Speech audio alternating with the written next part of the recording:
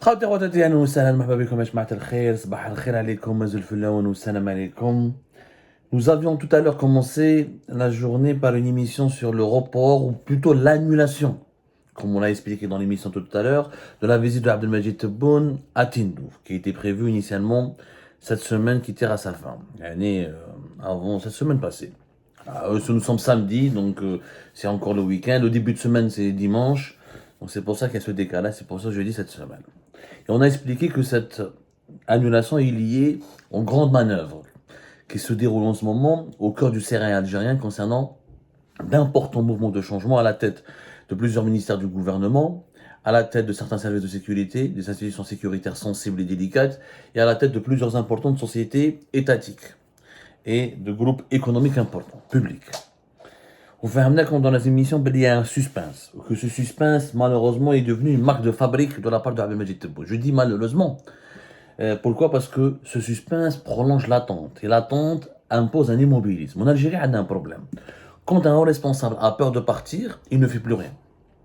Quand un haut responsable entend Billy, il risque de partir, il risque d'être dégommé ou d'être remplacé, il lève le frein à main, il attend.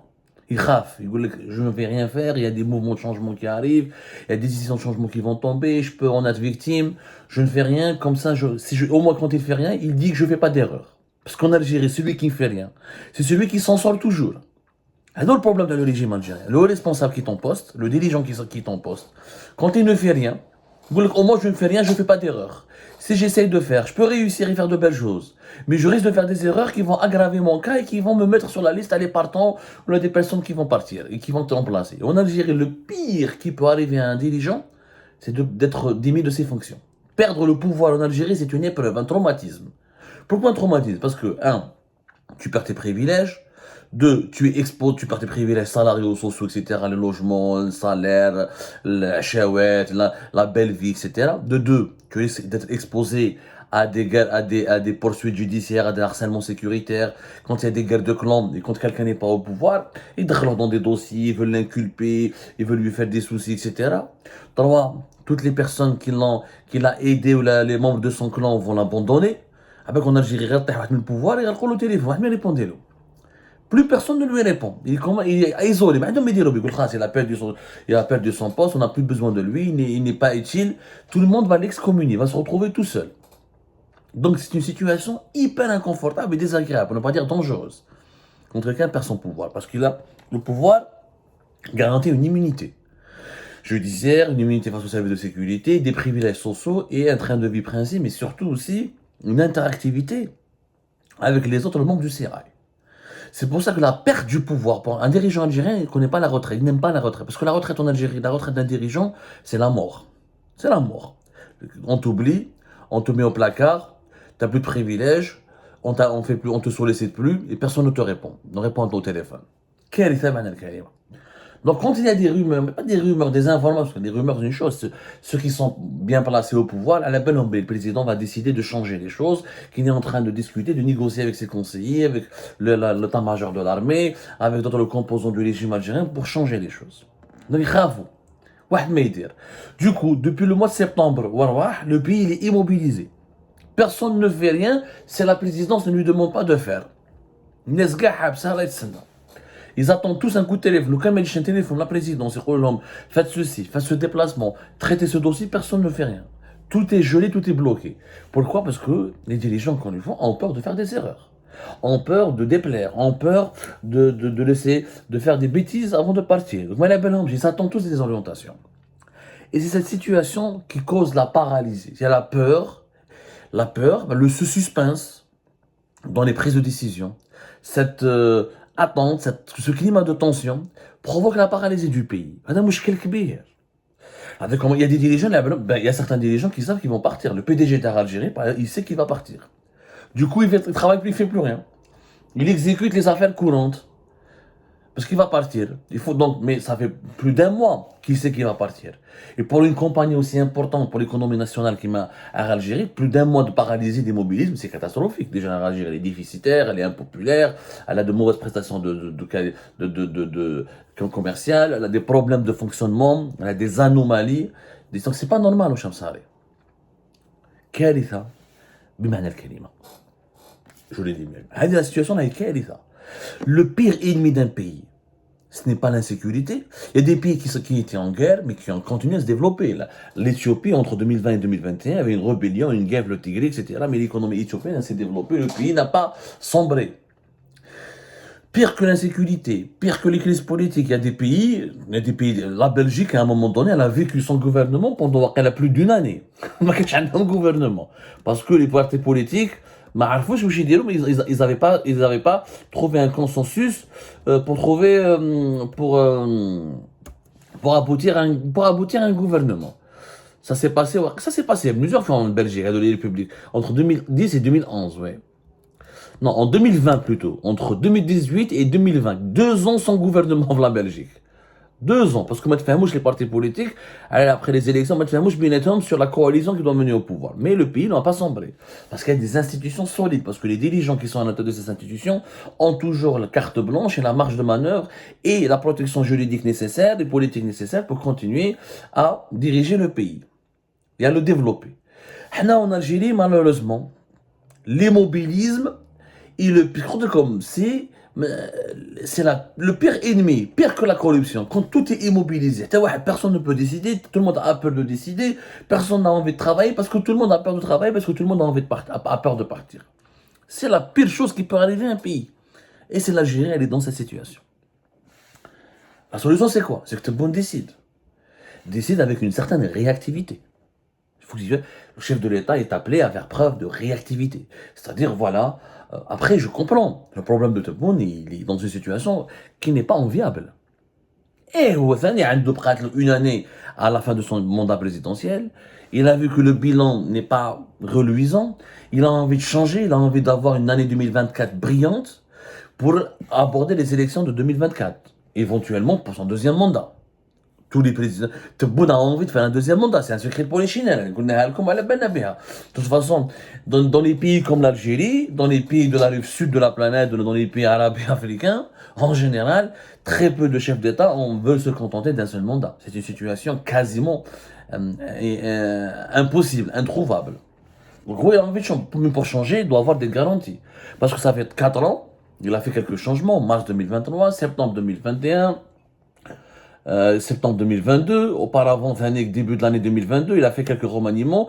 Souvent, c'est des petits remaniements, mais ils n'ont jamais porté leurs fruits. Ils n'ont pas porté leurs fruits. Ils n'ont pas porté leurs fruits. Même c'est-à-dire la majorité des ministres, il a un gouvernement, il n'arrive pas à trouver des bonnes personnes au sein de son gouvernement. Alors, vraiment, hasard. Et ça, on ne se rend pas compte. Parce que le problème, changer pour changer ne veut rien dire. Il faut changer pour réussir. Il faut changer pour réussir. L'actuel Premier ministre, comme il est au pouvoir depuis 2021, depuis juin 2021. Voilà, Hassan B. La cherté de la vie, elle bat son plein, le chômage est en train d'augmenter, l'économie ne se relance pas. Alors, la vérité. Ayman Ben Abdelrahman, voilà, depuis le fin juin 2021, il est au pouvoir. Il y a eu en 2022 des changements. En février 2022, je crois qu'il y a aussi un changement en Algérie. Il y a eu au moins 4 ou 3 changements dans notre pays, toujours sur la coupe d'Ayman Abdelrahman, mais كان والو. ما كانش يعني il y a eu, voilà, gouvernement Ben Abdelrahman, il y a eu quand même plusieurs remaniements. Mais ما تبدلتش الدعوة. Le pays, sa situation ne s'est pas améliorée. Et la situation n'est pas en train de s'améliorer. Voilà, donc il y avait un remaniement. Regardez tous les remaniements qui ont été faits par Majid Tebboune. Il y avait le 7 juillet 2021, premier remaniement. Deuxième remaniement, le 11 novembre 2021. Troisième remaniement, le 17 février 2022. Quatrième remaniement, 8 septembre 2022. Et dernier remaniement, le 16 mars 2023. Il y a eu en tout il y a eu 4 quand même. 4 remaniements. 3, 4. On va dire même, on peut dire 5. Avec le remplacement de Jarrad par Ayman Ben Abdelrahman. Ça n'a pas donné ses fruits. Pourquoi? Parce qu'il y a aujourd'hui une pénurie de compétences. Et ça, c'est un problème, il y a une véritable pénurie de compétences en Algérie. Cette pénurie s'explique par quoi? 1. La majorité des cadres dirigeants du pays compétents ils ne veulent pas se mêler de politique, خايفين. Et c'est la peur. Voilà, parce que خايف يخرج بلا يشوفوا يحيى في الحبس، يشوف السلال في الحبس. 3 premiers ministres en prison avec Bedoui. Plus de 18 ministres ont fait de la prison. Une dizaine de généraux majors ont fait de la prison. Qui est le malade mental qui va accepter de devenir ministre qui va prendre le pouvoir en Algérie? Même s'il n'est pas corrompu, même s'il est propre, même s'il est intègre, il y a toujours ce sentiment, ce peur, belé, je peux finir mal, on peut me coller un dossier, la justice n'est pas indépendante, je ne pourrais pas me défendre, on peut me salir, etc. Ça, c'est une maladie, là, c'est l'Algérie. Tout aide les emprisonnements arbitraires et excessifs des anciens hauts responsables du pays, ou quand un ou la deux ministres, un seul premier ministre, un ou la deux généraux, il y a bébé, 150 officiers supérieurs de l'armée en prison, presque tout l'ancien gouvernement d'About Fleka, 3 premiers ministres en prison, ça a traumatisé les cadres, y compris ceux qui sont intègres. Deuxièmement, c'est un autre problème, c'est que ils ne font pas confiance au pouvoir, il n'y a plus de confiance. Quelqu'un de brillant, on a des brillants, on a des cerveaux, on a des compétences, ils ne font pas confiance. Pourquoi ils ne font pas confiance? Oui, je viens, est-ce qu'on me laissera travailler? Est-ce qu'on me donnera une carte blanche? Si je viens en bas d'un conseil, la présidence, il m'appelle, il me bloque là-dessus, il me bloque par là, il m'impose des décisions, dans tel marché, tel ananami. Mais c'est pas possible, les gens ne pourront pas travailler. La peur, la confiance. Donc l'Algérie est aujourd'hui dans une situation de l'impossibilité du changement. Et ça, c'est très grave. Ça, c'est très grave. Je rappelle encore 1, 2, 3, 4, 5 remaniements. 5 remaniements depuis 2021. 5 remaniements depuis 2021 qui n'ont pas porté leurs fruits.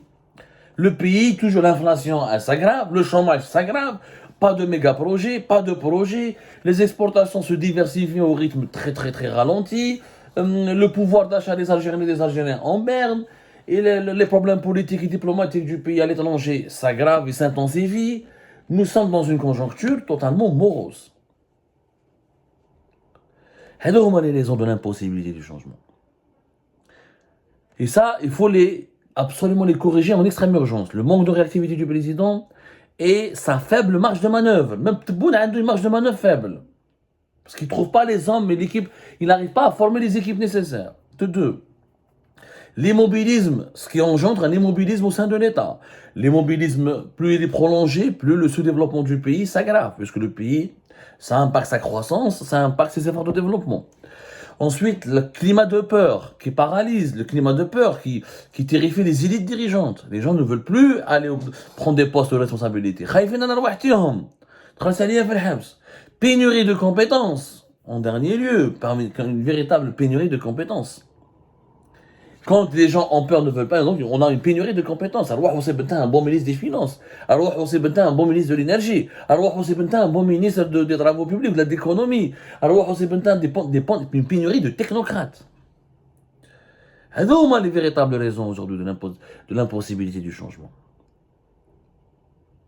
Et nous payons toujours les frais et les conséquences de la crise politique de 2019, de ses dérives, notamment la politique d'emprisonnement